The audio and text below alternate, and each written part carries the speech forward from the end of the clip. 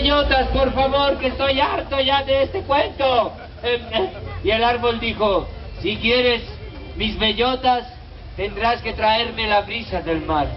Y ahora todos vosotros sois a brisa do mar. La brisa do mar comenzó a soplar. Y sopló más fuerte, moviendo los brazos.